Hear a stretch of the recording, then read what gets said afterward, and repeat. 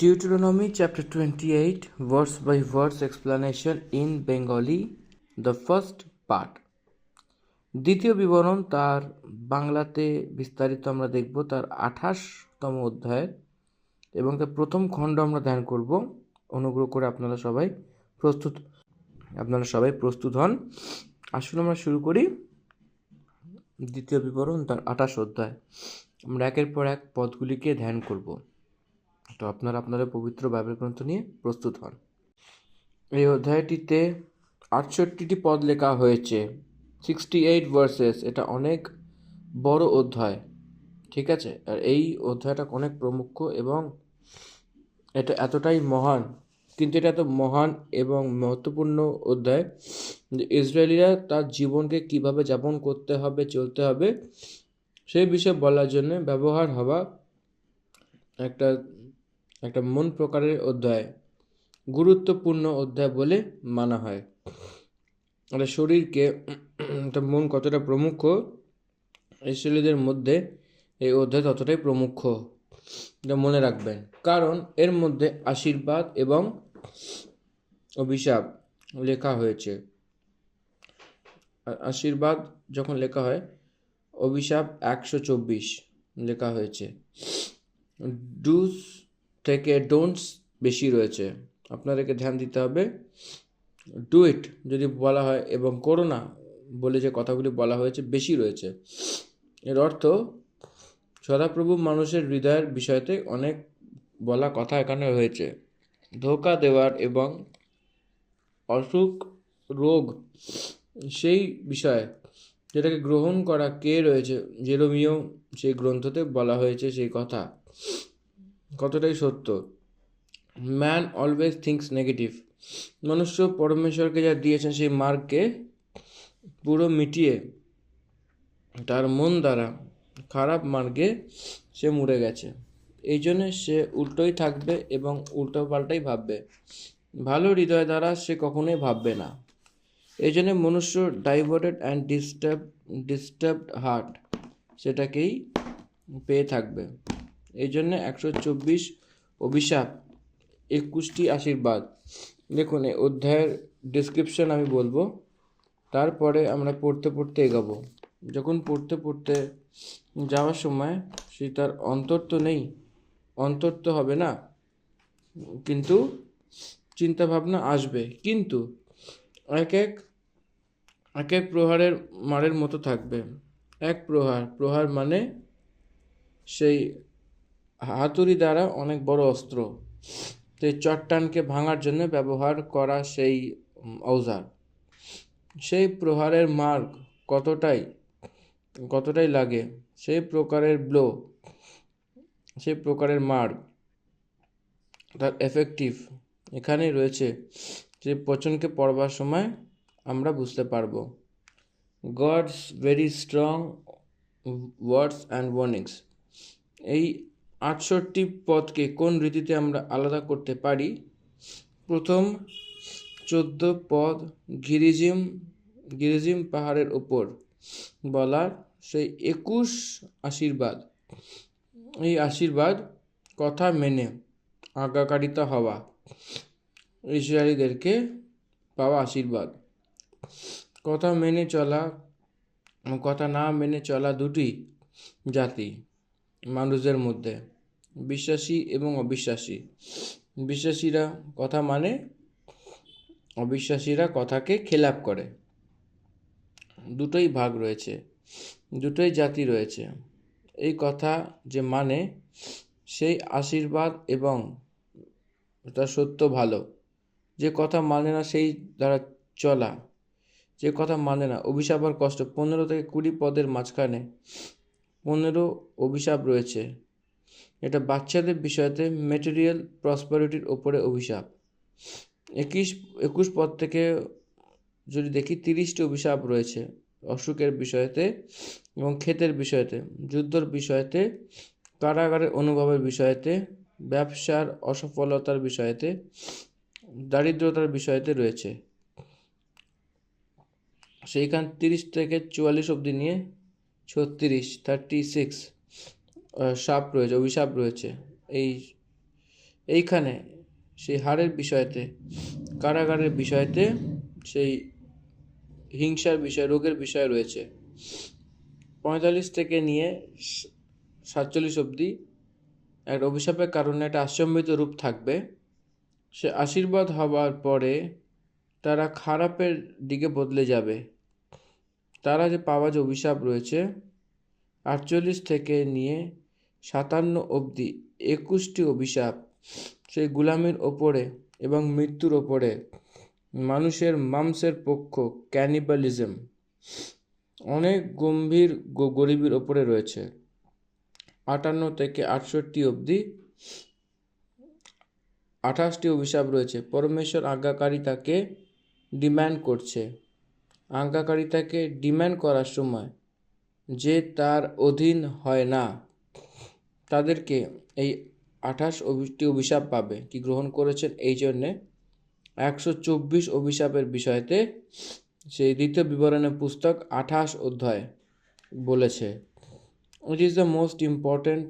এক মানুষ পৃথিবীতে আনন্দ দ্বারা এবং অনেক ভালোভাবে থেকে জীবনযাপন করতে চায়, কষ্ট করে অভিশাপকে কেউ পেতে চায় না।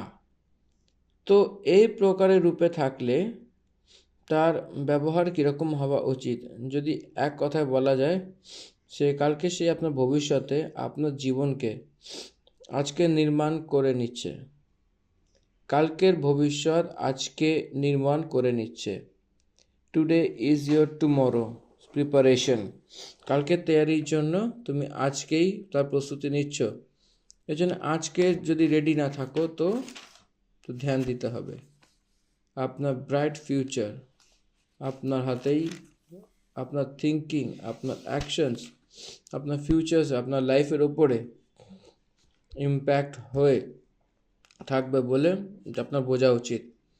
আপনার অ্যাকশনস আপনার লাইফে ফিউচারে ইম্প্যাক্ট হবে বলে আপনার জানা উচিত। তারপরে 28 অধ্যায় প্রথম পদ থেকে নিয়ে 14 পদ অবধি লেখা সেই পদের ভাগে, যে পদের ভাগে আশীর্বাদ পড়ে নিই। প্রথমে আশীর্বাদ লেখা হয়েছে, তারপরে অভিশাপ। আপনার সবাই পরমেশ্বরের আশীর্বাদ নিশ্চয়ই পেতে চান। তো আশীর্বাদের কারণ কি? পরমেশ্বরের পদ, আপনারা সবাই আশীর্বাদ পেতে চান, তো সেই আশীর্বাদকে পাওয়ার কারণ কি? পরমেশ্বরের পদ ওল্ড টেস্টামেন্টে ইসরায়েলীদেরকে দেওয়া হয়েছে। আশীর্বাদ কি রয়েছে? যিশু খ্রিস্টের নামের ওপরে বিশ্বাস করাতে আমরা আমাদের আশীর্বাদের প্রারম্ভ হয়েছে। যে আশীর্বাদ আমাদেরকে ভৌতিক সম্বন্ধের বিষয়তে ইসরায়েলরা কোন রীতিতে সেই বচনগুলির আজ্ঞাকারিতা হয়েছিল, যে ধর্মকে তারা আজ্ঞাকারিতা হয়েছিল, সেই প্রকারের রূপে আমরাও আজ্ঞাকারিতা হলে জগতে আমরাও ইসরায়েলীদের মতো অনুভব করি। সেরকমই অনেক ভৌতিক সম্বন্ধিত আশীর্বাদ অনুভব করতে পারি। সে আত্মা সম্বন্ধিত এবং যীশু খ্রিস্টের নামে বিশ্বাসের কারণে যে বিশ্বাস করে তার থেকে সব ব্যক্তিকে সেই সব কিছু পাওয়া গেছে। এবং সব এফেসীয় পত্রী সেই সাক্ষ্য দিচ্ছে। এফেসীয় পত্রীকে বিলিভার্স চেকবুক বলা হয়। Believers chequebook. By faith we can draw any extent of him in the name of Jesus Christ for the sake of the Lord. এই জন্যে আপনার স্টেটাস যীশু খ্রিস্ট, you are highly rich person. এই জন্য আশীর্বাদের কারণে সে বচনের আজ্ঞাকারিতা হবে, এটা ভোলা উচিত না। আর এখানে প্রথম থেকে নিয়ে 14 পদ অবধি যে লেখা রয়েছে সেটা পড়ি। যদি তুমি তোমার পরমেশ্বর সদাপ্রভুর সব আজ্ঞা আজ আমি আজকে তোমাকে শোনাচ্ছি সেটা চৌকসি দ্বারা পুরো করে চিত্ত লাগাও। শোনো, দিস ইজ ভেরি ইম্পর্টেন্ট। তুমি তোমার পরমেশ্বর সদাপ্রভুর কথা শুনেছ বলে লেখা হয়নি, চিত্ত লাগিয়ে তা শুনেছ। So specific. পরমেশ্বর অনেক স্পষ্টরূপে বলছেন অনেক চিত্ত লাগিয়ে শুনতে হবে। সব আজ্ঞা যে আমি আজকে তোমাকে শোনাই চৌকসি দ্বারা পুরো করতে চিত্ত লাগিয়ে সেটা শোনো, তো সে তোমাকে পৃথিবীর সব জাতির মধ্যে শ্রেষ্ঠ করবে। আজকে অনেক খ্রিশ্চানরা সে আশীর্বাদ না হবার কারণ কি, সেই ইনক্রিজ না হওয়ার কারণ কি, সেই ভৌতিক আশীর্বাদকে না পাওয়ার কারণ কি, তারা পরমেশ্বরের বচন যেটা করার জন্য বলা হয়েছিল সেটা না করার কারণে। পরমেশ্বর ইসরায়েলিদেরকে কি বলেছে জানেন? কাজ করার জন্য বলেছিল, সেই কাজের প্রতিফল আমি দেব বলে বলেছিল, সেই কাজে মন লাগিয়ে করার কথা বলেছিল, সে যে দেবে বিশেষ আজ্ঞা। আর আমরা মানুষেরা সেটা ধ্যান রাখতে হবে। আর মন কি আপনি বুঝতে পারছেন? মানুষ পরমেশ্বরের কাজ পরমেশ্বর করবে বৃদ্ধিতে বলে ইসরায়েলিদের মাঝে রয়েছে। আমরা 26 অধ্যায়কে শেষে যেতে কি বলেছিলাম, যে দ্বিতীয় বিবরণে God's agreement with human and human agreement with God, তখনই তারা পরমেশ্বর আর প্রজা হয়েছিলেন। কি বুঝতে পারছেন? এই জন্য আপনারা খ্রিশ্চান হয়ে গেছেন বলে যদি বলা হয় আমি বিশ্বাস করেছিলাম, বাপ্তিস্ম নিয়েছি এবং বসে এই জগতে পরমেশ্বরের পথকে আজ্ঞাকারিতা হয়নি, পালন করিনি, কোন প্রকারের রূপে আশীর্বাদ পাওয়া ব্যক্তির সমান হবে, ধনী হবে, আর কীরকমভাবে আপনি বাড়বেন, আপনার অ্যাটিটিউড বিল্ড হয়নি তো সেই পদের অনুসার আপনি কোন প্রকারের রূপে ধনী হবেন। ইসরায়েলের দেশ সে ধনী হয়েছে, আমেরিকা দেশ কেন ধনী দেশের রূপে রয়েছে, কেন ইন্ডিয়ান ক্রিশ্চিয়ানস পুয়ারের রূপে দেখা যাচ্ছে? এই কারণে ধ্যান দিতে হবে যে ওয়ার্কে ডিফারেন্স, শুধু সেটাই। এই জন্যে ধ্যান লাগিয়ে কথা শোনো, এর বলার অর্থ কার্য করার জন্য পরমেশ্বরের কথা যেটা বলা হয়েছে সেই কথাটিকে চিত্ত লাগিয়ে শোনা। জাস্ট লাইক প্যারেন্টস কোন রীতিতে চিত্ত লাগিয়ে আমার কথা শোনো বলে বলে, আমার কথা শোনো বলে বলার অর্থ শুধু কথা অবধি শোনো না, আমি যেটা বলছি সেটাকে মানো বলে সেখানে রয়েছে। সেই এদেন উদ্যানে সদাপ্রভু ঈশ্বর যে আদমকে রাখার সময় কথা মান্য করার কথা পরমেশ্বর যা বলেছেন সেই কথা মান্য করে চলা, এই জন্য মানুষের বিধি কি, তারা যা বলেছে সেই কথাকে করা মানা, সব মানুষের বিধি বলে সুলেমান লিখেছিলেন। এই জন্য ডু হোয়াট গড সেজ। মাতা মারিয়াম কানান দেশে যে কাজ করছিল সেই বিয়ে বাড়িতে, তারা কি বলেছিল? ডু হোয়াট হি সেজ, যিশু যা বলেছেন সেটা করো বলে বলেছেন। ডু দ্য ওয়ার্ক, কাজ করো। আমি 23 বছর ধরে পরমেশ্বরের পথ টেলিভিশনে বলছি, তার প্রভাব আমি এই জগতে দেখেছিলাম। আমার যে বন্ধুরা পরমেশ্বরের দাস রয়েছে, মিত্ররা অনেক কষ্টের বিষয়তে অনেক কষ্ট এবং আলাদা আলাদা প্রযত্ন করে বৃদ্ধি হওয়ার লোকদেরকে দেখেছিলাম, অনেক কষ্ট তুলে অনেক পরিশ্রম করে যারা বৃদ্ধ হওয়া আমরা দেখেছি। আমার প্রিয় ভাই বোনেরা, আশীর্বাদ, ভৌতিক আশীর্বাদ কাজের কারণে, আর আত্মিক আশীর্বাদ সেই বিশ্বাসের কারণে। আর বিশ্বাস আছে বলে কর্ম করেনি। যেখানে আপনি একটা ডুপাটা দিয়ে সেখানেই থাকবেন, আপনি কতটাই বড় বিশ্বাসী বলে নিলেও ছোট ছোট কর্ম দ্বারাও সে প্রারম্ভ হবে না, আপনার বিশ্বাস ব্যর্থই হয়ে যাবে। এই কারণে যাকুব বলেছে যে বিনা কর্মের বিশ্বাস মৃত, কর্মহীনে বিশ্বাস মৃত, it is ineffective, it won't work out. এই জন্য আশীর্বাদের কারণ আজ্ঞা যে দেওয়া হচ্ছে সেই আজ্ঞার কমান্ডমেন্টস এক্সিকিউটস, শাসন পরমেশ্বরের রয়েছে, তার আজ্ঞা পরমেশ্বরের কথা সেটা অনুকরণ করতে করতে চলো, এবং সব জনতার দ্বারা তুমি সব জাতির মধ্যে তোমাকে পৃথিবীর সব জাতির মধ্যে থেকে শ্রেষ্ঠ করবে। পরমেশ্বর জ্ঞান দেন, সেটা আপনাকে পড়তে হবে। পরমেশ্বর যা জ্ঞান দেবেন সেটাকে আপনাকে পাঠশালায় যেতে হবে। আপনি পরমেশ্বরকে যদি জ্ঞান দেবেন, তো আমরা স্কুল যাব না বলে যদি বলি, সদাপ্রভু জ্ঞান তো দেবেন, এই জন্য আমাদের 90% হয়ে যাবে, নট পসিবল। পরমেশ্বর জ্ঞান দেন, সেটাকে আপনাকে পড়তে হবে। পরমেশ্বর জ্ঞান দেবেন, সেটা কষ্ট করতে হবে, স্ট্রাগল করতে হবে। উনি সামর্থ্য দেবেন, সেটা সে অনুযায়ী কাজ করতে হবে। উনি সমৃদ্ধি দেবেন, আপনাকে মেহনত করতে হবে। সেকেন্ড ওয়ার্ড, দ্বিতীয় পদ, আর তোমার ঈশ্বর সদাপ্রভু রবে কর্ণপাত করিলে সে সকল আশীর্বাদ তোমার উপরে বর্তিবে ও তোমাকে আশ্রয় করিবে। ড্যাম শিওর এটা হবেই। এটা কিন্তু খুব গুরুত্বপূর্ণ। এইসব আশীর্বাদ তোমাকে ঘিরে নেবে, পুরো হবে। এর অর্থ অবশ্যই আপনার সাথে হবে, আপনাকে ঘিরে নেবে, আশীর্বাদ ঘিরে নেবে। It is true my friend. ধন্য যে তুমি নগরে, ধন্য যে তুমি খেতে, ধন্য তোমার সন্তান, ধন্য সেই ভূমির উপজ, সেই গায়ে বের বকরি আদি পশু সব কিছু, সেই ধন্য তোমার ঠোকরি এবং সেই কটতি, ধন্য তোমার ভিতরে আসার সময় এবং ধন্য তুমি যখন বাইরে যাবার সময়। কি ধ্যান দিয়েছেন? এটা আমি চলিত ভাষায় পড়ছি। কত প্রকারের আশীর্বাদ এখানে বলা হয়েছে, কত আশীর্বাদ রয়েছে। ইসরায়েলিরা কত প্রকারের রূপে আশীর্বাদ দিয়েছেন। ইসরায়েলি মানে এখানে কারা? ইসরায়েল মানে যাকবের সন্তানের যে জন্ম নিয়েছে তারা। কি না, যে আজ্ঞাকে পালন করে সেই ইসরায়েলি হয়, যে বিশ্বাস করে সেই আব্রাহামের সন্তান।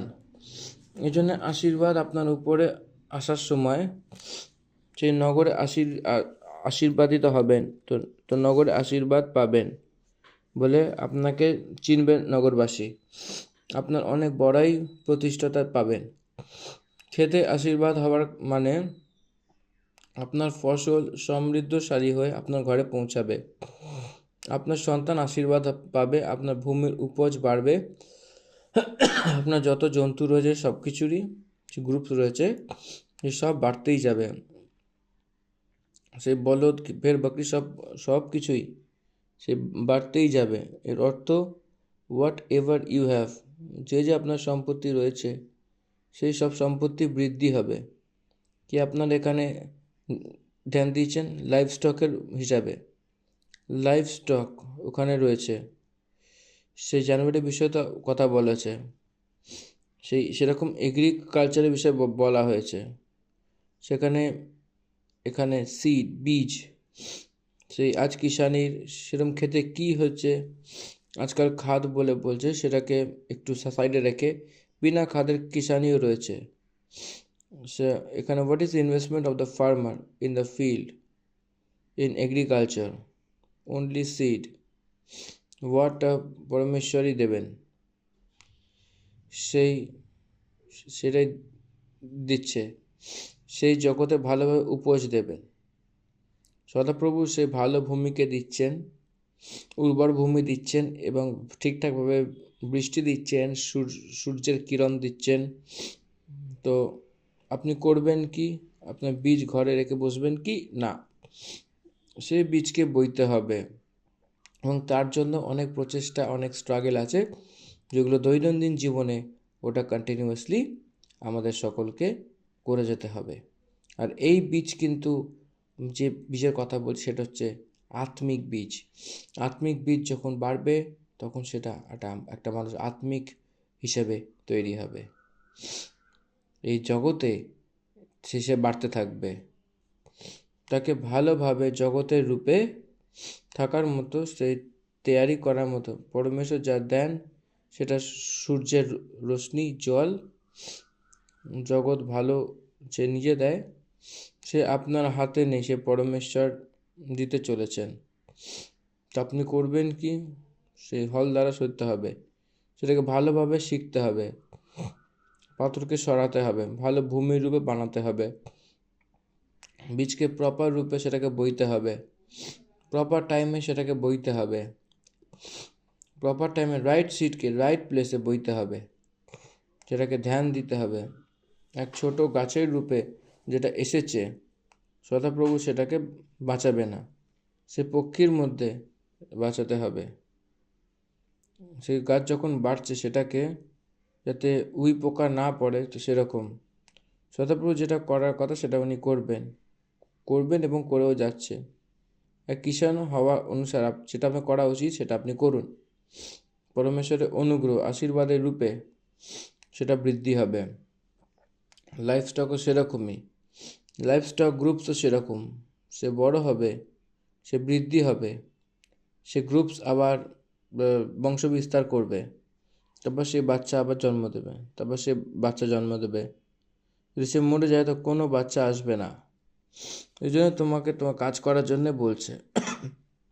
কাজ না করে আশীর্বাদ এসছে বলে কেউ বললে সেটা মিথ্যা, সেটা ডিভাইন মেথড নয়। ঘুষ নিয়ে এটা আশীর্বাদ আমি পেয়েছি বললে, চুরি করে এটা আমার আশীর্বাদ, আমি টাকা পেয়েছি বলে যদি কেউ বলে সেটা আশীর্বাদ নয়, সেটা অভিশাপ। আশীর্বাদ মানে আপনার কষ্টের পরিশ্রম দ্বারা পাওয়া সে আশীর্বাদ, আপনার মেহনত, সেটাই আশীর্বাদ। সেটা সদাপ্রভুর দিক থেকে পাওয়া একটা আশীর্বাদ। 7 পদ, তোমার যে শত্রুগণ তোমার বিরুদ্ধে ওঠে তাহাদিগকে সদাপ্রভু তোমার সম্মুখে আঘাত করাইবেন, তাহারা 1 পদ দিয়া তার বিরুদ্ধে আসিবে, কিন্তু 7 পদ দিয়া তাহার সম্মুখ হইতে পালন করিবে। এটা আপনার আন্ডারলাইন করে রাখুন। এটা বাইবেল গ্রন্থতে আব্রাহাম থেকে আমরা এটা কিন্তু দেখতে পাই। ইসাকের কাছে এটা দেখেছিলাম, জাকুবের কাছেও দেখেছিলাম, ইসরায়েলের ইতিহাসেও অনেকবার দেখেছি। সদাপ্রভুকে ইমানদারির সঙ্গে যখন আপনি কার্য করবেন, আপনার বিরুদ্ধে অপবাদী অর্থাৎ শয়তান সেই শত্রুকে সে উগাবে, কিন্তু তার বিষয়ে আপনার দেখার কোনো দরকার নেই। সদাপ্রভুই দেখে নেবেন, আপনার শত্রুকে আপনারই সামনে হারাবেন এবং আপনার উপর চড়াই করার জন্য যে এসেছিল। What kind of god! একই কথা বলতে গেলে একটা ছাত্রীর মতো যে বাঁচায় সেরকমভাবে আমাদেরকে বাঁচাবে, তাদেরকে একটা মার্গে আপনার দিকে আসবে, 7 মার্গ থেকে দৌড় ঝাঁপ করবে। আপনার কাছে যখন আসার সময় একজোট হয়ে একতায় আসলে আপনার থেকে পালানোর সময় তারা তিতর বিতর হয়ে পালাবে। একতাতে আসা কতটাই সামর্থ্যের বিষয়। তিতর বিতর হয়ে দৌড়ঝাঁপ করে কতটা দুর্বলের কার্য। অনেক সামর্থ্যের লোক এসে তারা দুর্বল হয়ে দৌড়ে পালাবে আপনার সামনে থেকে হতে হতে। তোমার ক্ষততে এবং যত কার্যে তুমি হাত লাগাবে সব কিছুতে সদাপ্রভু তোমাকে আশীর্বাদ দেবে। এটা খ্রিস্টানদের বুঝতে হবে, জানতে হবে। আপনার সব প্রযত্নে সদাপ্রভু আপনাকে সাহায্য করবেন। যখন সদাপ্রভুর ঠিক সম্বন্ধিত, ঠিক সঙ্গতি, ঠিক আত্মিক জীবন পেয়ে থাকবেন, আপনার যেটা সম্ভব হওয়ার বিষয়তে সেই আজ্ঞা দেবেন। আপনি পরিশ্রম না করে অনেক বিষয়ে আপনার বশ হওয়া আপনি দেখতে পাবেন। আপনি যে কল্পনাও করেন না সেটাও আপনার হয়ে যাবে, এটা দেখবেন।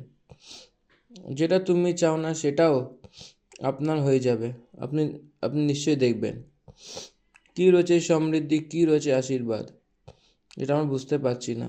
সে প্রকারের রূপে পরমেশ্বর আপনাকে একটা আগুয়াই করবে, যেটা আপনি আপনার নিজের চোখ দ্বারা দেখবেন। এটা আমার জীবনে আমি এটা অনেক প্রকারের রূপে আমি দেখেছিলাম, অনেকবার আমি দেখেছিলাম। আপনি আশীর্বাদ পাওয়ার মতো সদাপ্রভু আশীর্বাদ দেবে, সদাপ্রভু জিম্মেদারি নেবেন আপনার। যদি তুমি তোমার পরমেশ্বর আজ্ঞা মানো এবং সেই মার্গে চলো, তো সে তার শপথের অনুসার তোমাকে তার পবিত্র প্রজা করে স্থির রাখবে। It is very important. আপনি পরমেশ্বরের সন্তান, পরমেশ্বরের দাস। আপনি নিজে নির্ধারিত করতে পারবেন না, সে নির্ধারিত করা পরমেশ্বর নিজেই রয়েছেন। কিরমভাবে দেখতে গেলে আপনার ইন্টিগ্রিটি, তার উপরে পরমেশ্বরের রিয়াকশন এটাই যে আপনাকে স্থির করা। আপনি ইমানদারির সঙ্গে পরমেশ্বর আপনাকে স্থির করবে। কোনো সন্দর্ভে আমি পরমেশ্বরকে জিজ্ঞাসা করেছিলাম, হে প্রভু, আমি তো ইমানদারির রূপে, সততার রূপে আমি আমার জীবনে এই অনুভব করেছি, সদাপ্রভু আমাকে পোষণ করেছিলেন, স্থির রেখেছিলেন। স্থিরের মতো আমরা এটা দেখা দেয় না। যখন আমার থেকে অনেক মহান লোকেদের আমরা দেখি, তো নিজের জীবনকে নিজের অবধি সদাপ্রভু স্থির করেছেন মতো সেরকমভাবে বুঝতে পারি। সদাপ্রভু আমাদেরকে নিত্য উত্তর দেবেন, আমরা যাতে চিনতে পারি, জানতে পারি। নয় পদে সে তার পবিত্র প্রজা করে তাদের জন্য সদাপ্রভু তার নিজেকে ইনভলভ করছেন। সেই প্রকারের ব্যক্তিকে সদাপ্রভু রূপে নিয়মিত করার জন্য সে লজ্জিত হয়নি বলে ইব্রানির পত্রী 11 অধ্যায়তে আব্রাহাম সে বিষয়তে লেখা রয়েছে। আপনাকে নিমিত্ত করা, তিনি পরমেশ্বরের সন্তান বলে যে আইডেন্টিটি, যেটা পরমেশ্বর স্বয়ং দেবার জন্য ইচ্ছা রাখে। ইলে এটাই বলে যে সম্মুখে আমি দাঁড়িয়েছি সেই জীবিত পরমেশ্বরের শপথ বলে বলা হয়। তো পরমেশ্বর আমার দাস এলিয়া বলে বলেছে। ইটস আ রেসিপ্রোকাল কন্ডিশন, দুটো প্রকারের রূপে হবে। আপনি সদাপ্রভুকে ইমানদারির সঙ্গে থাকবেন, তো পরমেশ্বরও আপনাকে ইমানদারির সঙ্গে তার কাজকে আপনার পক্ষে করে এবং করিয়ে আপনাকে স্থির করবেন, স্থাপনা করবে, এস্টাবলিশমেন্ট দেবেন। পরমেশ্বর এস্টাবলিশমেন্ট দেয়, পিছনে চলবেন না। 10 পদ, আর পৃথিবীর সব দেশের লোকেরা এটা দেখবে, এটা দেখে যে তুমি সদাপ্রভুর সন্তান, তোমাকে ভয় পাবে। কেন বুঝতে পারছেন?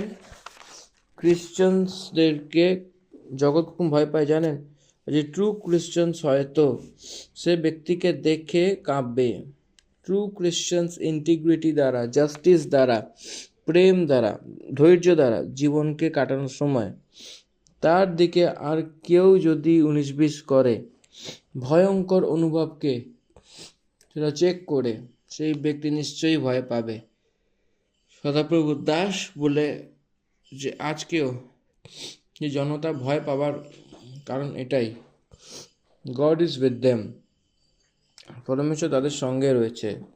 কতটাই মহান কেন না হয়, পরমেশ্বরের দাসের উপরে আসতে পারবেন না। কেন?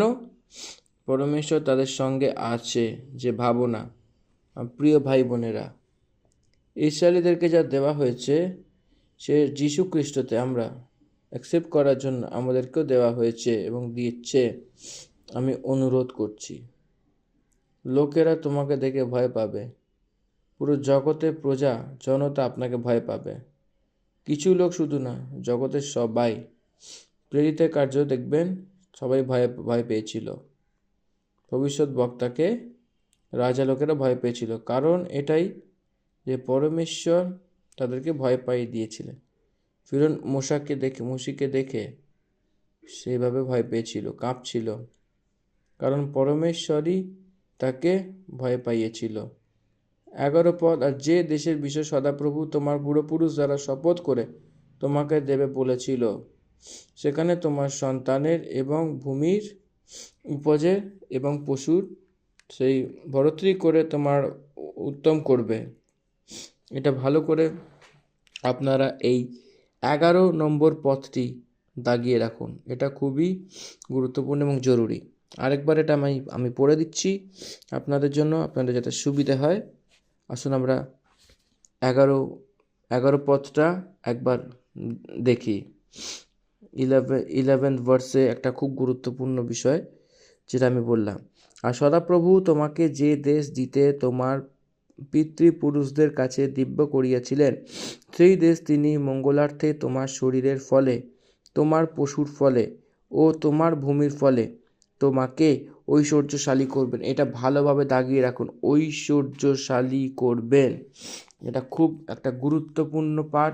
এই জিনিসটাকে ভালোভাবে আপনাদের দৈনন্দিন জীবনে এটা আপনাকে অ্যাপ্লাই করতে হবে, তবেই এই বাক্যর কথাটা যে ঐশ্বর্যশালী যেটি লেখা রয়েছে এইটা কাজে দেবে। লাস্টে এই কথাটা আন্ডারলাইন করা, হাইলাইট করে রাখুন, ঐশ্বর্যশালী করিবেন। মানে এইখানে ঈশ্বর আপনাকে উচ্চকৃত করবেন, উচ্চে তুলবেন, আপনি যদি সেই ঈশ্বরের বাক্য আপনি সঠিকভাবে মেনে চলেন। এবার দ্বিতীয় ভাগে আমরা বাকিটা আমরা আবার ডিটেলসে দেখব। এবং আমি এখানে 11 পদটি আপনাদেরকে পড়ে শুনিয়েছিলাম, এবং আরেকটি বার আমি বলবো, আর সদাপ্রভু তোমাকে যে দেশ দিতে তোমার পিতৃপুরুষদের কাছে দিব্য করিয়াছেন, সেই দেশ তিনি মঙ্গলার্থে তোমার শরীরের ফলে, তোমার পশুর ফলে ও তোমার ভূমির ফলে তোমাকে ঐশ্বর্যশালী করবেন। এবং এইটা খুব গুরুত্বপূর্ণ বলেছিলাম, এটা দাগাতে দাগিয়ে রাখুন, এটা খুবই ইম্পর্ট্যান্ট। এখানে আবার বলছি, আর সদাপ্রভু তোমাকে যে দেশ দিতে তোমার পিতৃপুরুষদের কাছে দিব্য করিয়াছেন, সেই দেশ সে তিনি মঙ্গলার্থে তোমার শরীরের মঙ্গলে শরীরের ফলে, তোমার পশুর ফলে ও তোমার ভূমির ফলে তোমাকে ঐশ্বর্যশালী করবেন। ঐশ্বর্যশালী মানে মঙ্গল করবেন। এখানে বরত্রী, অ্যাবান্ডান্ট ভৌতিক সম্বন্ধ জীবনকে ইসরায়েলিদেরকে প্রমিস করেছেন, এখন সেটা পুরো করে দেখাচ্ছেন। ইসরায়েল দেশ, সে তার অন্ধ্রের এখানে অতটাই থাকবে না, অতটা ছোটোভাবে দেশ, অতটা ছোট দেশ, কতটা ইকোনমি, সেই কতটা প্রভাব, যেখানে কতটা যুদ্ধের সম্পত্তি, এখানে অনেকটা সফটওয়্যার, সেই এবং অনেক অত্যধিক এখানে সফটওয়্যার রয়েছে। আমি সেটা অনুরোধ করছি, সেখানে সেটা পুরো করা হয়েছে আপনাকে এবং আমাকে, সেখানে অনুরোধ করা হয়েছে। 12, যথাকালে তোমার ভূমির জন্য বৃষ্টি দিতে ও তোমার হস্তে সমস্ত কর্মে আশীর্বাদ করিতে সদাপ্রভু আপনার আকাশরূপ মঙ্গল ভাণ্ডার খুলিয়া দেবেন, এবং তুমি অনেক জাতিকে ঋণ দেবে, কিন্তু আপনি ঋণ লইবে না। এটা আন্ডারলাইন করে রাখুন, এটা খুবই খুবই দরকার, এটা ভেরি ভেরি ইম্পর্টেন্ট। এটা কমপ্লিট ম্যানের রূপে থাকবে। যদি বিশ্বাসী কোনো কেউ সত্য কার্য করা বিশ্বাসী রয়েছে, সেই যদি সে অলসতা না থাকে, ক্রমরূপে জীবনযাপন করা থাকে, সে ব্যর্থ রূপে, সেই লালচ করা ব্যক্তি, সেই আর্থিক ধন সম্পত্তি অনেক সাবধানিত দ্বারা থাকবে।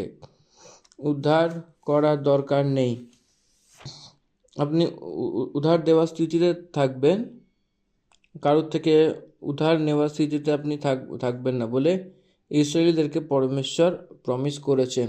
ওয়াই নট ফর দ্য খ্রিশ্চানস, কি খ্রিশ্চানদের সেটা নেই বাধা? খ্রিশ্চানদেরকে সেটা জারি হবে না কি? খ্রিশ্চানরা কি উধারে থাকবে? আপনারা দেখবেন ভারত দেশে যে উধার রয়েছে, কিছু লাখ কোটি সেই উধার রয়েছে, কিছু লাখ কোটিতে রয়েছে অন্য দেশেতে। কে দিয়েছে এই উধার?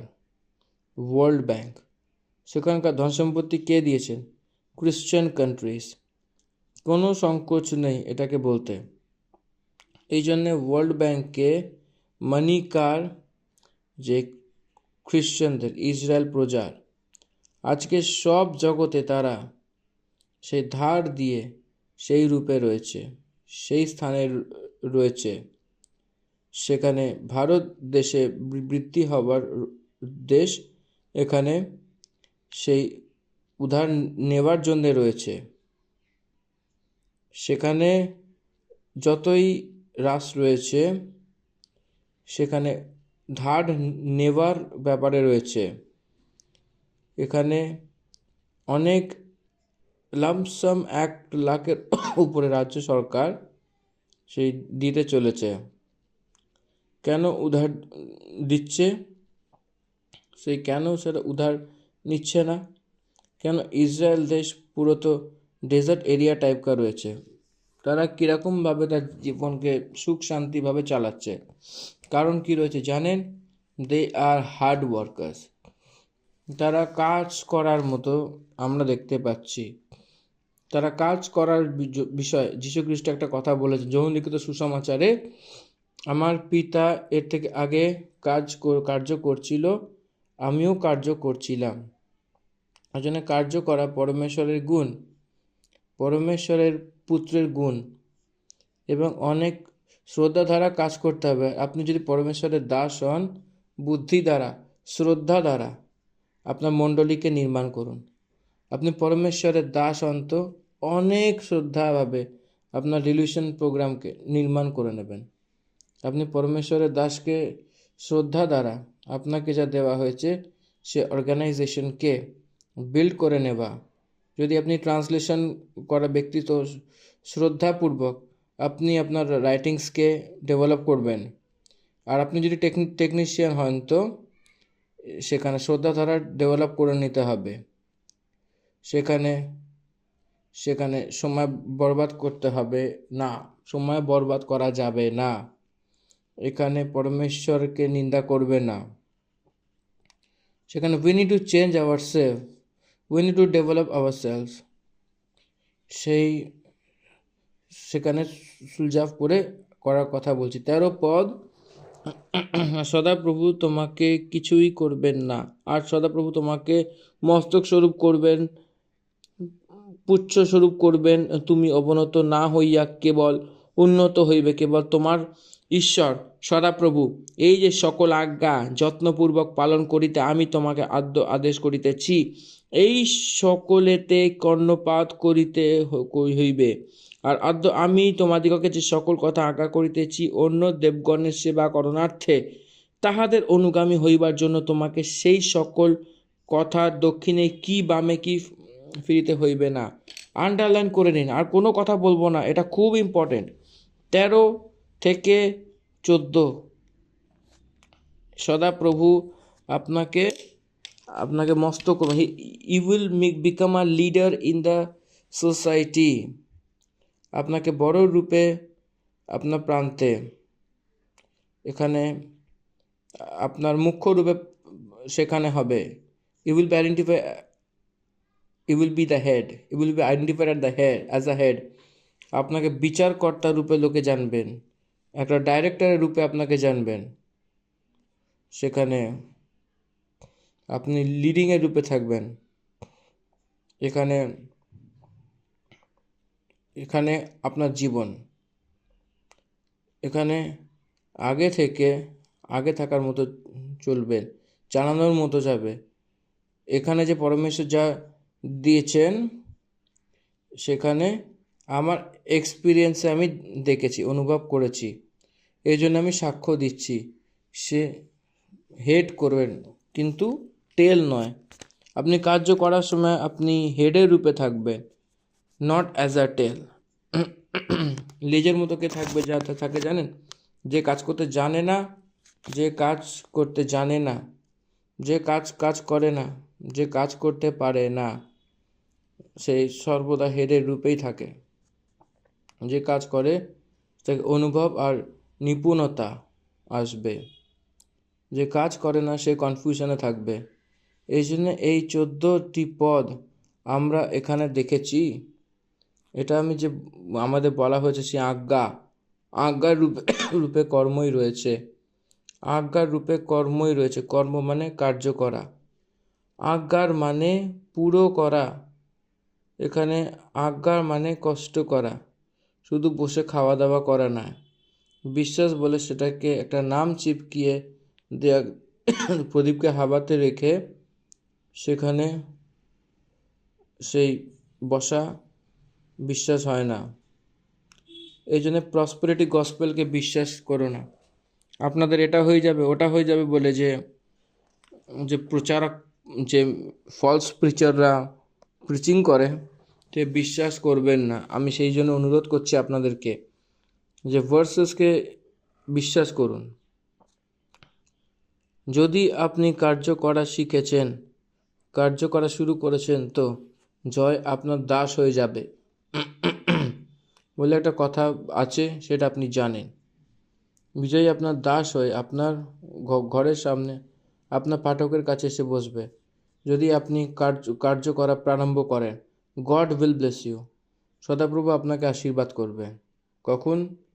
যখন উপহার দিয়েছেন, তো উপহার দিলে আশীর্বাদ পাবেন। শুধু না, কাজ করবেন, আশীর্বাদ নিশ্চয়ই পাবেন। সেখানে সেই খারাপ বিষয়তে সেই স্থিতি আপনার দরকার নেই। পরমেশ্বরের আজ্ঞাকে অধীন হয়ে যান। আপনি মাথার রূপে হবেন, আশীর্বাদ রূপে হবেন, আশীর্বাদের কারণ হবেন, আপনি হেডের রূপে থাকবেন। তারপরে 15 পদ থেকে নিয়ে 68 পদ অব্দি এক টানা সব অভিশাপের বিষয় রয়েছে। কি করতে হবে না সেটাকে বলতে বলতে এসেছে। কি করতে হবে না সেই বিষয় বিস্তারিত বলেছে। কাজ করার মানে যে কার্য করতে হবে, 14 পদ অব্দি আশীর্বাদ, 15 পদ থেকে নিয়ে সেই সেই পদ অব্দি যেটা করা উচিত না সেই বিষয়টা করে অভিশাপকে পাওয়া।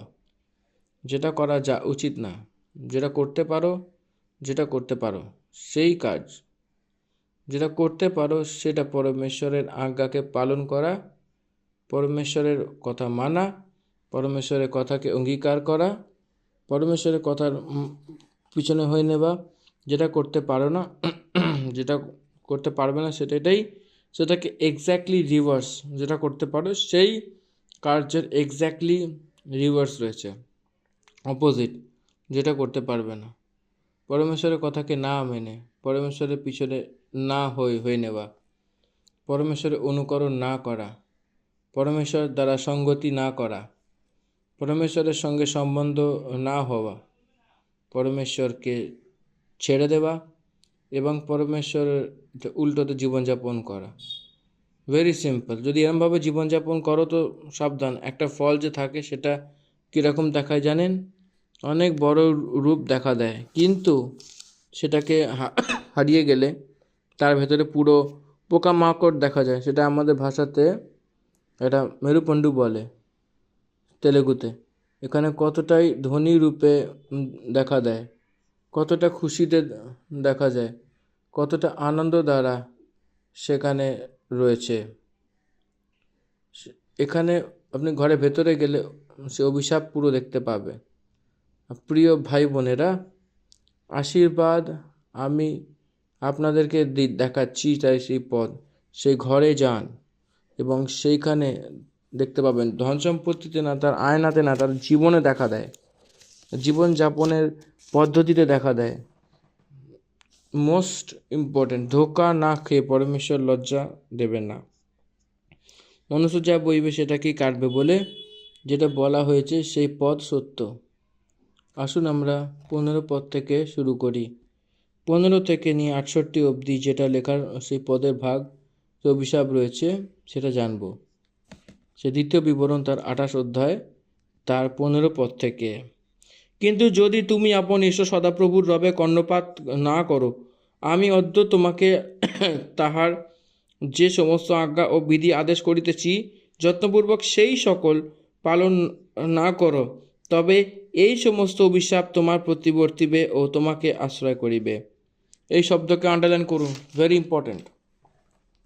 যদি পালন না করো, আমি আজকে যে শোনাচ্ছি, আমি আজকে এই কথা মসি যে বলছে, কিন্তু যদি তুমি তোমার পরমেশ্বর সদাপ্রভুর কথা না শোনো আর তার সব আজ্ঞা এবং বিধির পালন করতে তুমি অসফল হও এবং সেটা যদি তুমি না মানো, তো এই জন্যে এটা মুসির কথা নয় যে আজকে মুসি বলছে, সেটা পরমেশ্বরের কথা।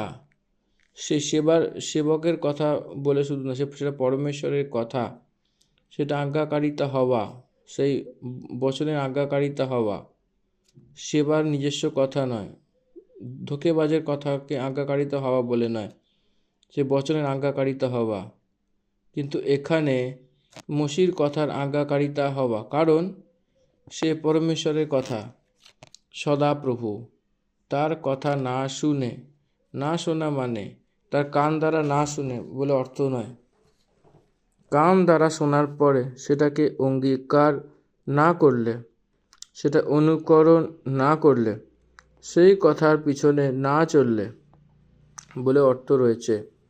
কাকে বলছে? ইসরায়েলি বলছে। ইসরায়েলি মানে কে? আব্রাহামের সন্তান। কিন্তু সন্তান জাকুবেরই হোক, কি সন্তান আব্রাহামের হোক, তা সত্ত্বেও অভিশাপ। পরমেশ্বরের কথা না শুনলে, না মানলে অভিশাপই রয়েছে। এই জন্য আমি তো 4 প্রজন্মের সেই মসীহ বলে চলবে না। ইন্ডিভিজুয়ালি আপনাকে উদ্ধারের অনুভব হওয়া উচিত। ব্যক্তিগত রূপে আপনি পরমেশ্বরের সঙ্গে সঙ্গতি বানিয়ে রাখা। ব্যক্তিগত রূপে আপনাকে যীশু খ্রিস্টের স্বরূপে বদলানো উচিত। ব্যক্তিগত রূপে আপনি পরমেশ্বরের কার্য করে থাকা উচিত এই জগতে।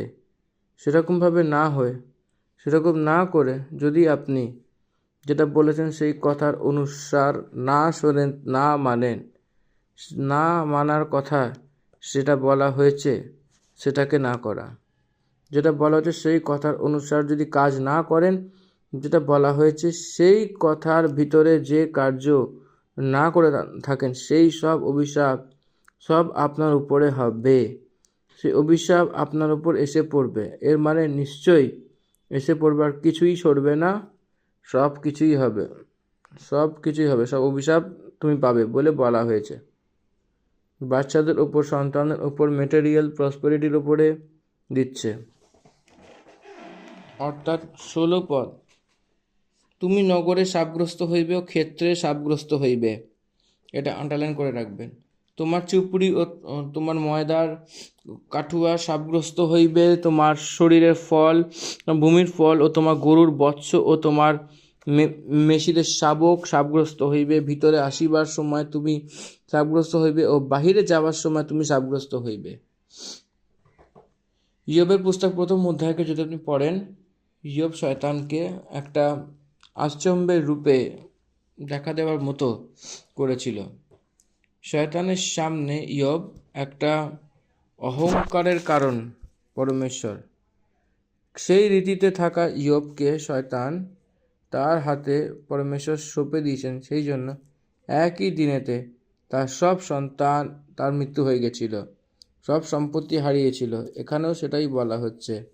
জগতের উপজ এবং গর্ভফল আর জন্তু, 3 সম্পত্তি, সেই সম্পত্তিতে সন্তানকে একটা সম্পত্তি রূপে দেখত।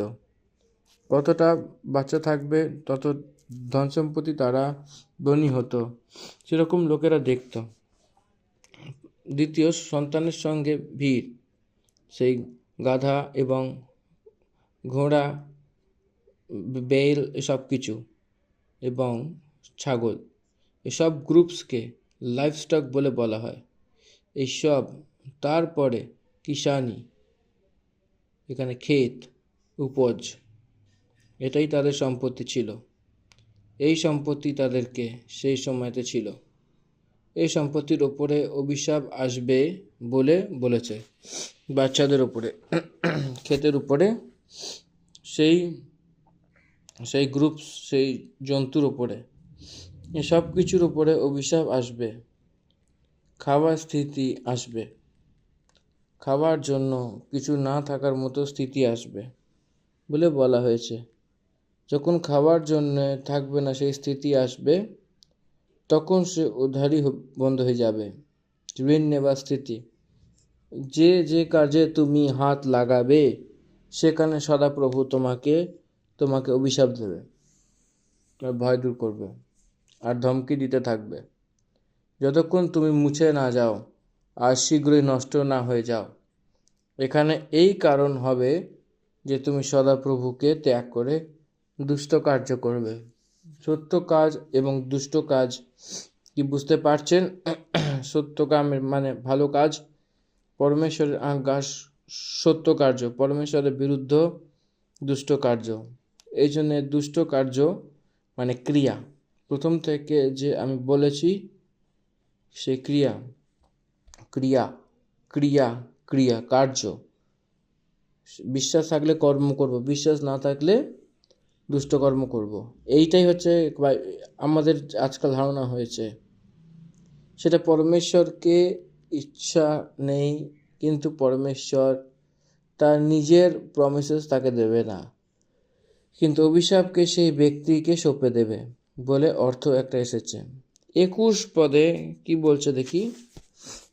21 পদ, এখানে একটা খুব খুব বিস্তারিত একটা পয়েন্ট এখানে বলছে, তুমি যে দেশ অধিকার করিতে যাইতেছ সেই দেশ হইতে যাবৎ উচ্ছিন্ন না হও তাবৎ সদাপ্রভু তোমাকে মহামারীর আশ্রয় করিবেন। এটা আন্ডারলাইন করে রাখুন। যে ভূমির অধিকারী হবার জন্য তুমি যাচ্ছ সেখান থেকে তোমার অন্ত না হয়, তোমার ইতি না হয়, সদাপ্রভু তোমাকে সেই মহামারী থেকে তোমাকে রক্ষা করছেন। এটা ভালো করে শিখে রাখুন। এটা অনেক গুরুত্বপূর্ণ। এটা সেই সময় অবধি সে তোমার পিছা করে থাকবে যতক্ষণ তোমার সত্যনাশ না হয়ে যায়। এর অর্থ তোমার পিছনে পড়ে থাকবে। বিমারি তোমাকে ছাড়বে না, সে রোগ তোমাকে ছাড়বে না, সে জ্বর যাবে না, আর বড় জ্বলন তোমাকে ছাড়বে না। তারপরে 23 পদে, শিরের উপরে আকাশ পিতলের এবং তোমার পায়ের তলে ভূমি লোহার হয়ে যাবে।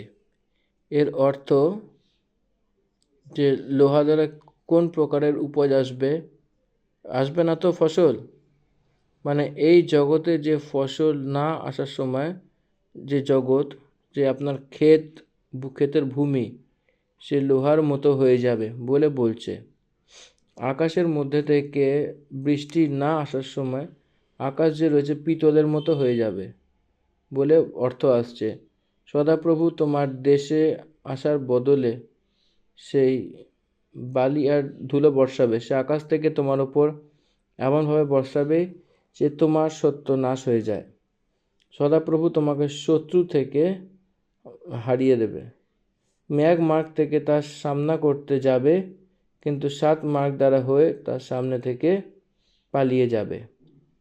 কমপ্লিটলি রিভার্স লিখছে এখানে।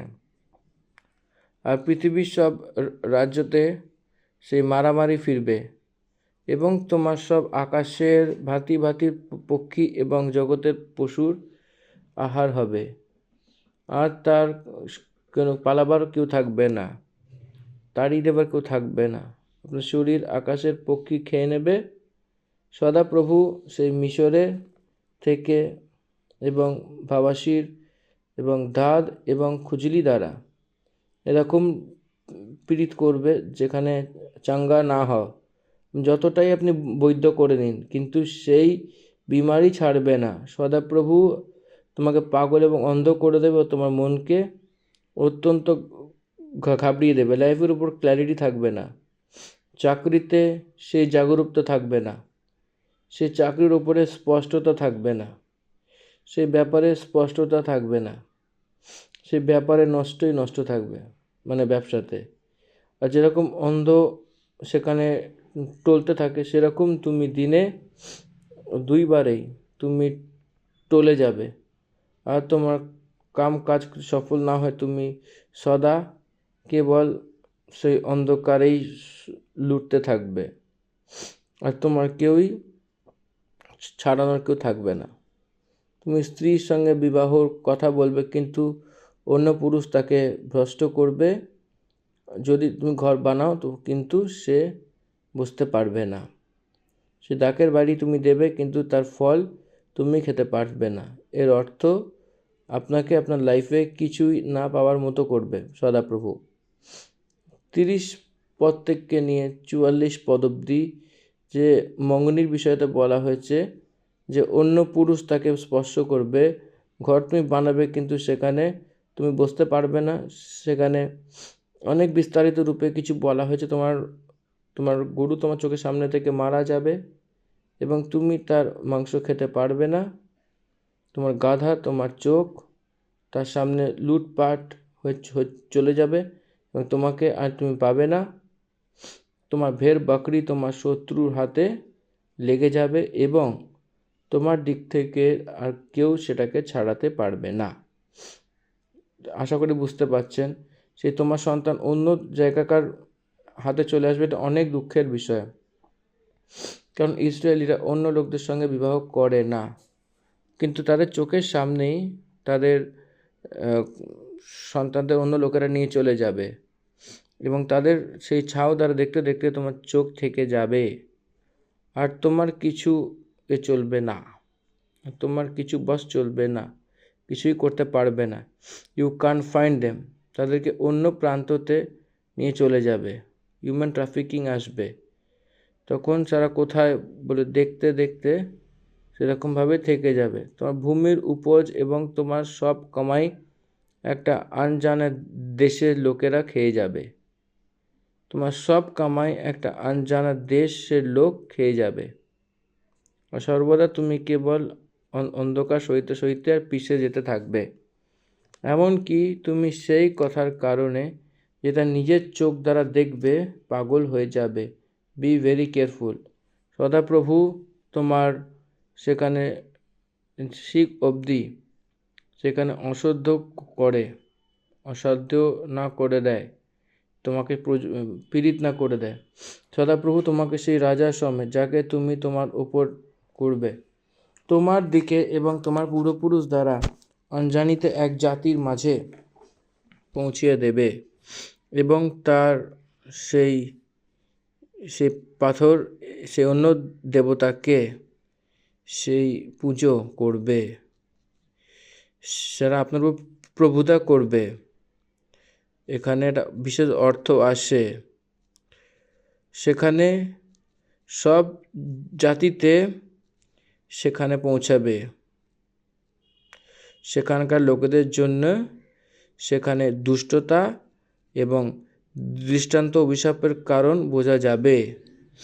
সেখানে খেতে বীজ তো অনেক নিয়ে যাবে এবং অনেক উপোস নিয়ে, কিন্তু কারণ পঙ্গপাল সেটি খেয়ে নেবে, এটা অনেক ভয় পাওয়া যায়। এখানে সম্ভাব্যের রূপে একটা দেখা যাচ্ছে, এটা সব কিষানদের লোকের বিষয়তে বলা হয়েছে, এটা সে অনুভব আমরা করতে পারি। 44 পদ অবধি এই বিষয়ে দেখা যাচ্ছে, কিন্তু তার তেল দিয়ে সেই শরীরে লাগাতে পারবে না, সে ঝরে যাবে। তোমার বেটা বেটি সেখানে উৎপন্ন হবে, কিন্তু তোমার থাকবে না, কারণ সে বন্ধুবাড়িতে চলে যাবে। 39 দেখবেন সেই ডাকের বিষয়তে, সেখানে কাজ তো করবে, সেখানে ডাকের মধু খেতে পারবে না, কিন্তু সেই ফলও ভাঙতে পারবে না, কারণ সেই পোকামাকড় সেটিকে খেয়ে যাবে। এখানে ম্যাক্সিমাম 250 গ্রামস তো তুমি পাবে না। জৈতুন বৃক্ষ তো রয়েছে, অন্তত মাথা চুলে দেওয়ারও তেল থাকবে না। সব বৃক্ষ, সব ভূমির উপর সব তিড়ি খেয়ে যাবে। সেই তিড়ি যে আক্রমণ সেই মিশর দেশে আমরা দেখেছিলাম না, কতটা না বিপদের রূপে মিশরে এসে সে মিশরবাসীকে ভয় পাই দিয়েছিল, যেটা আমরা দেখেছিলাম নির্গমনের পুস্তকে। যে পরজাতি ছিল তোমার মধ্যে থাকবে, সে তোমার থেকে বাড়তেই যাবে এবং তুমি সেই ঘটতে চলে যাবে। এসব কিছু সমাজে আমরা দেখতে পাই, যে বিদেশি অনেক দূর থেকে এসে তোমাকে যে কার্য দেওয়ার মতো হয়ে যাবে, আপনি তার দাসের রূপে হয়ে যাবেন। সে তোমাকে উদ্ধার দেবে, কিন্তু তুমি তাকে উদ্ধার দিতে পারবে না। সে তো শুধু পুছ হবে। তুমি যে পরমেশ্বর সদাপ্রভু দেবা আজ্ঞা এবং বিধির সমান তার না শোনো, যদি না শোনো, তো এই কারণে এইসব অভিশাপ তোমার উপর এসে পড়বে, আর তোমার পিছনে পড়ে থাকবে এবং তোমাকে এসে ধরবে, আর শেষে তুমি নষ্ট হয়ে যাবে। তারপরে যে দুটি পদ রয়েছে, আশীর্বাদ পাওয়ার পরে সেই অভিশাপে আসা, সে হেড অ্যান্ড টেল যে বিষয়টা বলা হয়েছে, যে তুমি তো পরমেশ্বর সদাপ্রভু দেবা আজ্ঞা এবং বিধির মান্যতা না শোনো, এই কারণ এই সব অভিশাপ তোমার ওপর এসে পড়বে, আর তোমার পিছনে পড়ে থাকবে আর তোমাকে ধরবে, আর শেষে তুমি নষ্ট হয়ে যাবে। এসব কিছু কেন হচ্ছে জানেন? তুমি তার কথা শোনোনি, ভার্সেসগুলোকে ছেড়ে দিয়েছ, পরমেশ্বরের সম্মুখে ছেড়ে দিয়েছ, পরমেশ্বরকে পুরোপুরি ছেড়ে দিয়েছ, প্রার্থনা ছেড়ে দিয়েছ, সন্ত লোকের সঙ্গতি ছেড়ে দিয়েছ। এই প্রকারের লোকদেরকে দেখেছি। সেখানে সেই বংশের রূপে সদা রূপে থাকবে। এ চিহ্ন আর চমৎকার হবে। শুধু তুমি নয়, তোমার বংশ পুরো সন্তানও। তুমি সব পদার্থের ভৌতায়ত হওয়াতেও আনন্দ এবং প্রসন্নতা, তার সঙ্গে তোমার পরমেশ্বর সদাপ্রভুর সেবা করবে না। তোমার কাছে সব পদার্থ অনেক ভৌতায়ত হওয়াতেও আনন্দ আর প্রসন্নতার সঙ্গে তোমার পরমেশ্বরের সেবা করতে পারবে না। It is your mistake, it is your punishable action. সাজা এটাই পেতে হবে যে পরমেশ্বরের আজ্ঞাকারিতা হয়নি সব কিছুর পরেও, বলে এখানে বিস্তারিত বলা হয়েছে। তো 48 থেকে 57 অবধি সেই পদগুলিকে আমরা ধ্যান করব। এটা আমরা তৃতীয় ভাগে ধ্যান করব। এবং সেই বিষয়তে যে মানুষের সেই খাবার জিনিসের বিষয়, অর্থাৎ অনেক গম্ভীর সেই গরিবের বিষয়তে বলা হয়েছে। এই কারণ তোমাকে ক্ষুধার্ত, পিপাসিত এবং সব পদার্থ থেকে রহিত হয়ে নিজের ওই শত্রুদের সেবা করতে হবে যাকে সদাপ্রভু তোমার বিরুদ্ধে পাঠাবে। আর যতক্ষণ না তুমি নষ্ট হয়ে যায় ততক্ষণ অবধি সে তোমার গর্দনে সেই লোহার জুয়া দিয়ে রাখবে। সেই লোহার জুয়া মানে যেটা পছন্দ হয় না সেই কার্যকে এর অর্থ আসে। সদাপ্রভু তোমাকে তোমার বিরুদ্ধে দূর থেকে বরং পৃথিবীর জোর দ্বারা, সে বেগ দ্বারা সেই আকাশী একটা জাতিকে সে চড়িয়ে আনবে যার ভাষা তুমি বুঝবে না। ব্যাবিলনিয়ান যে এসেছিল সে প্রকারের রূপে এসেছিল।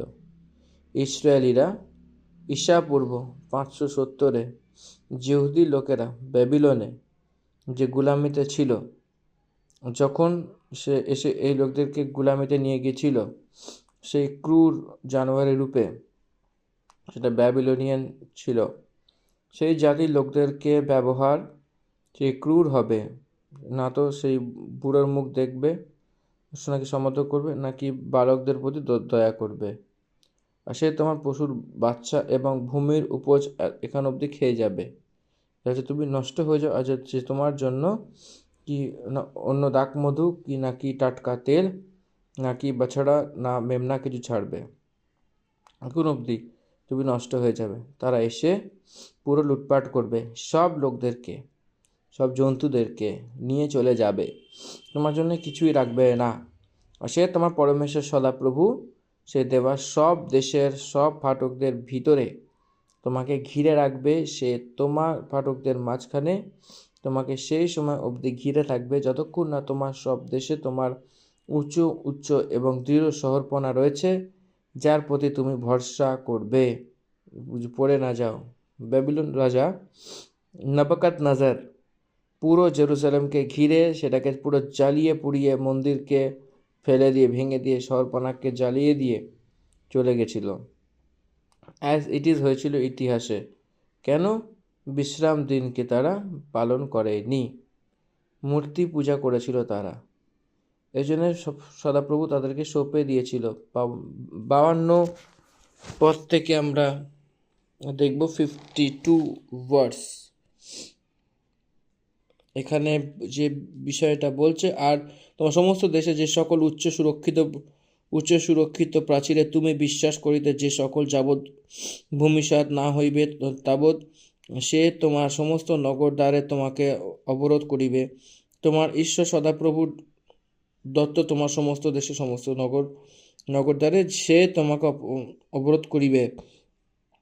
আর যখন তোমার শত্রুগণ কর্তৃত্ব তুমি মন দিয়ে শুনবেন, যখন তোমার শত্রুগণ কর্তৃক তুমি অবরুদ্ধ ও ক্লিষ্ট হইবে, তখন তুমি আপন শরীরের ফল তোমার ঈশ্বর সদাপ্রভুর দত্ত নিজ পুত্র কন্যা দিগকে মাংস ভোজন করিবে। যখন সমস্ত নগর দ্বারে শত্রুগণ কর্তৃত্ব তুমি অবরুদ্ধ ও ক্লিষ্ট হইবে, তখন তোমার মধ্যে যে পুরুষ কোমল অতিশয় সুখভোগী আপন ভ্রাতার বক্ষস্থিতা ভার্যার ও অবশিষ্ট সন্তানদের প্রতি তাহার এমন চক্ষু টাটাইবে যে সে তাহাদের কাহাকেও আপন সন্তানদের মাংস কিছুই দিবে না। এটা মন দিয়ে শুনুন। এটা এখানে কালকে আমরা এর সন্তানকে খেয়েছি, আজকে তার আপনার সন্তানকে নিয়ে আসো বলে সে আনবে না।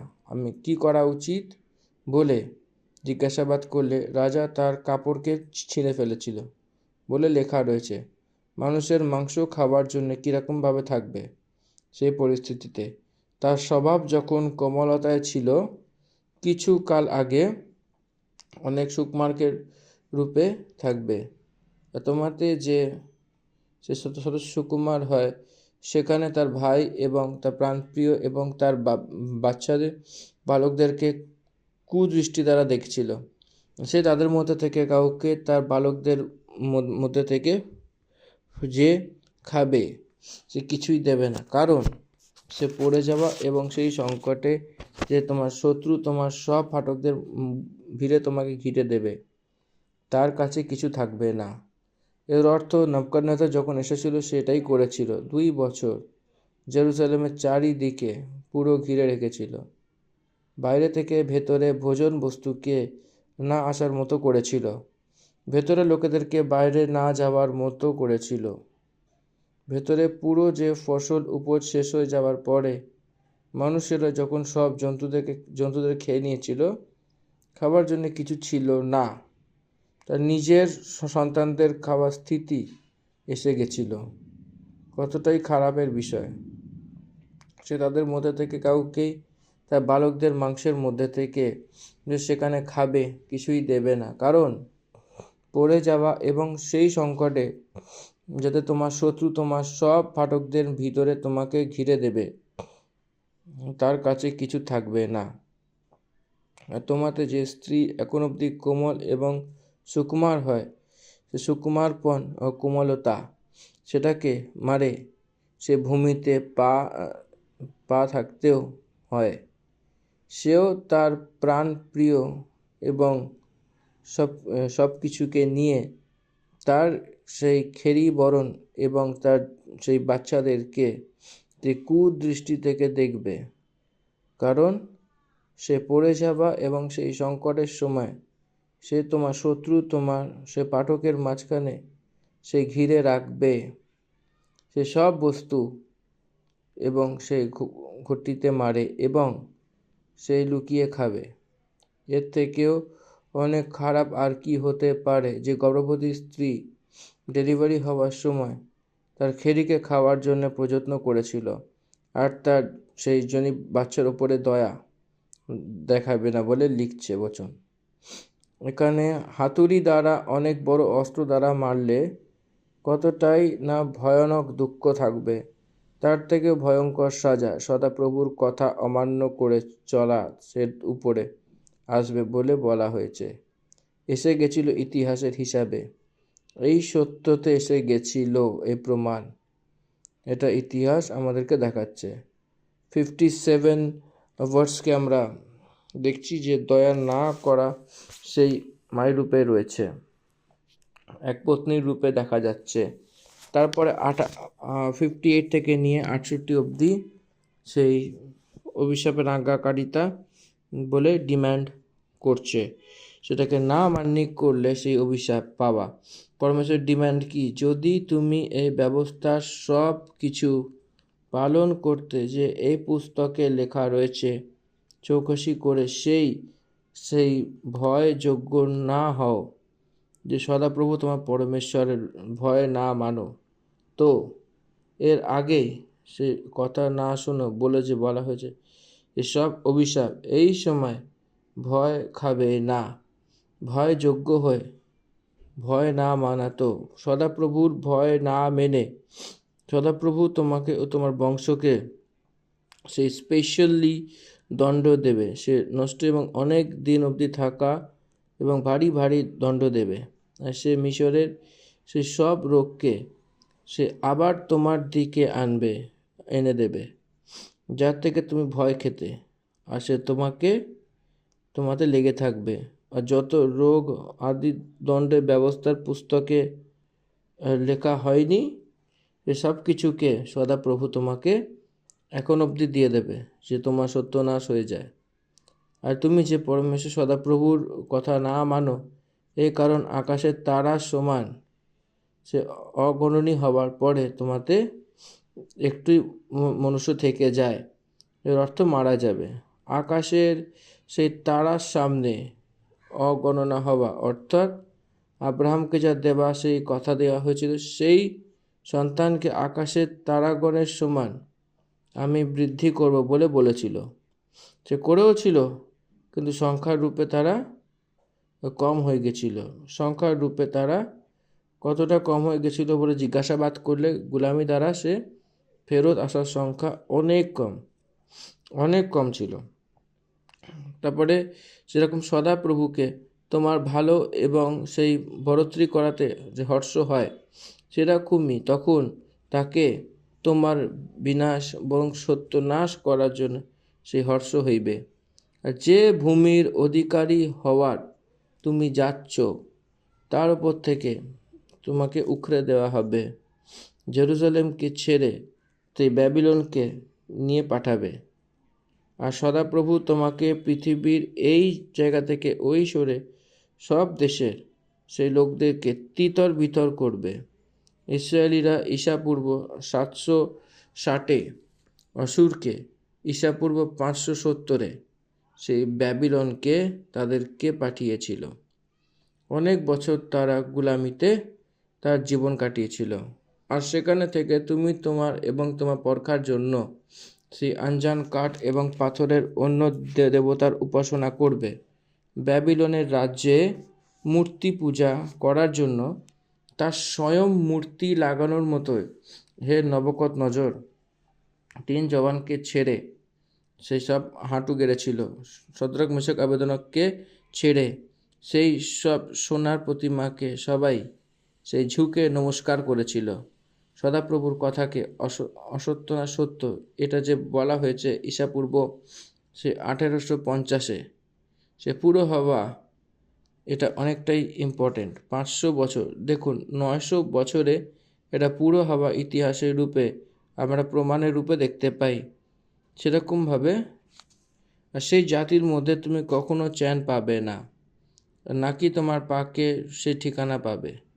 কারণ সে এখানে সদাপ্রভু এরকম করবে যে তোমার হৃদয়ে কাঁপতে থাকবে, আর তোমার চোখে ছানি পড়ে যাবে এবং তোমার মন ব্যাকুল থাকবে, আর তোমাকে জীবনভর সেই নিত্য সন্দেহ থাকবে, আর তুমি দিন রাত তুমি ভয় পেতে থাকবে, আর তোমার জীবনের কিছু ভরসা থাকবে না।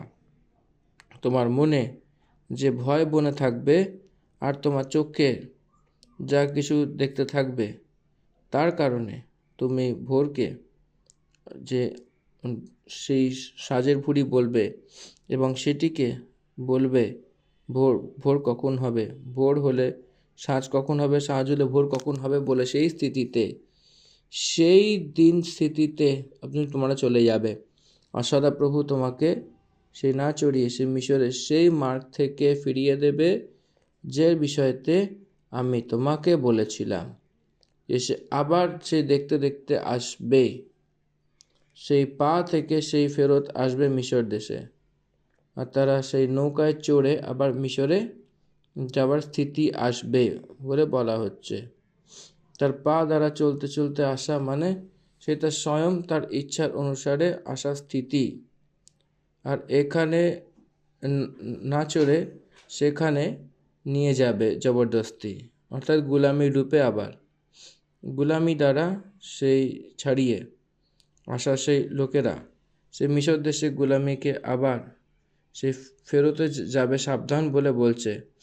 সেখানে তুমি তোমার শত্রুদের হাতে দাসী হওয়ার জন্য সেই বিকাও থাকবে, কিন্তু তোমার কোনো গ্রাহক হবে না।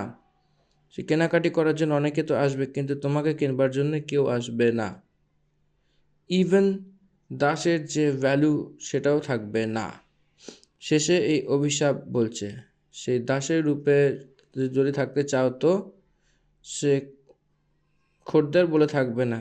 ওই জন্য দাসকে একটা কাপড় দেওয়া হয়, এক মুঠো চাল দেওয়া হয় তার সেই ওড়নার জন্য, কিন্তু তোমাকে তো সেটাও দেওয়া হবে না। এর অর্থ ভয়ঙ্কর দরিদ্রতা, ভয়ঙ্কর রিজেকশন এখানে সামনা করতে হবে। এই অধ্যায় বাইবেল গ্রন্থতে একটা মনের সমান থাকা অধ্যায় রয়েছে, মহত্বপূর্ণ অধ্যায়। এই অধ্যায়টি অনেক অনেক ইম্পর্ট্যান্ট, ভেরি ভেরি ইম্পর্ট্যান্ট। পরমেশ্বরের কথা অমান্য করলে যে অভিশাপের কথা বলা হয়েছে আজকের সময়তে যদি আমরা বলি, সে অসুখ বিসুখ, দরিদ্রতা এবং লুটপাট করা, ডিপ্রাইভ করা, ডমিনেট করা, এসব কিছু ভার্সের বাক্যের আজ্ঞাকারিতা তাদের জীবনে হতে চলেছে। এটা ইসরায়েলিদের ইতিহাসে আমরা দেখছি। একটা খ্রিশ্চান সে বিশ্বাস দ্বারা জীবনযাপন করছি বললে বিশ্বাসের বদলে যে কার্য করেনি সেই জীবনেও এই প্রকারের বিষয়কে দেখছে। সদাপ্রভুর দাসের রূপে যে থাকে, সেই মূর্তি পূজা যারা করে তারা অলরেডি তাদের বিচার হয়ে গেছে। পরমেশ্বরের সন্তানের রূপে জীবনযাপন করা, সদাপ্রভুর সন্তানের রূপে যে জীবনযাপন করে সে একটা খুনির রূপে বদলে যাবে। পরমেশ্বরের সন্তানের রূপে জীবনযাপন করা, যদি চুরি করার রূপে যদি বদলে যান তো এই জগতে সদাপ্রভুর ক্রোধ আপনার উপর সবার আগেই নেমে আসবে। খ্রিশ্চানিটি মানে যিশু খ্রিস্টের হৃদয়তে তার কথা বিশ্বাস করে ওপেনলি খ্রিস্টের জীবনযাপন করা এবং সেই রূপকে দিন দিন বদলানো, যিশুর রূপকে। নাম তো খ্রিশ্চানস কিন্তু ঘুষ নেয়, নামে তো খ্রিশ্চান কিন্তু সে ব্যভিচার করে, সে তো নামে খ্রিশ্চান কিন্তু সে লুটপাট করে, সে তো খ্রিশ্চান কিন্তু সে মিথ্যাবাদী, সে তো খ্রিশ্চান কিন্তু মাতা পিতাকে ধ্যান দেয় না, সে তার নামে খ্রিশ্চান, সে কাউকে ভালোবাসে না, সে লুটপাট করে যায়। তাহলে কী লাভ আছে খ্রিশ্চান হয়ে থাকার? শুধু খ্রিশ্চানস বলে নাম চিপকিয়ে লজ্জিত হয়ে হবে না। এখানেই আমি এটাকে শেষ করছি, সমাপ্ত করছি। এটা অনেক ইম্পর্ট্যান্ট, বারবার এটা পড়তে হবে, সাবধানতা দিয়ে পড়বেন। এটা আমরা মনে রাখলেই এটা অনেক ইম্পর্ট্যান্ট। আর সেই বিষয়তে না পড়ে যাও, পরমেশ্বরের কথাকে মানার মতো একটা সিদ্ধান্ত নিয়ে নাও। পরমেশ্বরের পদ নিউ টেস্টামেন্টে আর নতুন নতুন পত্রী যা নিউ টেস্টামেন্টে রয়েছে ভালোভাবে পড়ুন। সুসমাচার পুস্তক অনেক ভালোভাবে পড়ুন। প্রেরিতের কার্য প্রকাশিত বাক্য অনেক ভালোভাবে পড়ুন। আপনাকে যে চলতে হবে, জীবনযাপন করতে হবে, সেই মার্গকে বুঝতে পারবেন। যে পবিত্র পরমেশ্বরের জনকে ধ্যান দিন। সদাপ্রভুর বাক্যে যারা রয়েছে তারা কোন প্রকারের রূপে কষ্ট করেছেন এবং কীভাবে তারা স্ট্রাগল করেছে, সেই আইডিওলজিগুলোকে ভালোভাবে শিখুন, বুঝুন। অ্যাবাউট জিসাস ক্রাইস্ট, উনি কে সেটা ভালো করে জানুন। এই জন্য আমি পরমেশ্বরের সেবাতে এসে গেছি বলে সেরকম বসে থাকবো না। আপনাকে যা দেওয়া হয়েছে যে কার্য, সেটাই ইমানদারি রূপে চলুন। সদাপ্রভু আপনাকে আশীর্বাদ দেবেন। আর এখানেই আমরা 28 অধ্যায় সমাপ্ত করছি। 29 অধ্যায় তারপরে আমরা ধ্যান করব। সেই দ্বিতীয় বিবরণের 28 অধ্যায় আমরা এখানেই সমাপ্ত করছি। ধন্যবাদ। আমেন। ঈশ্বর আপনাদের সকলকে আশীর্বাদ করুক এই বাক্যের মধ্যে দিয়ে, যাতে আপনারা আরও গভীরভাবে এই বাক্যের বৃদ্ধি পান। The end of Deuteronomy chapter 28. Thank you and Amen. God bless you all. In the name of Father, Son and the Holy Spirit. Amen.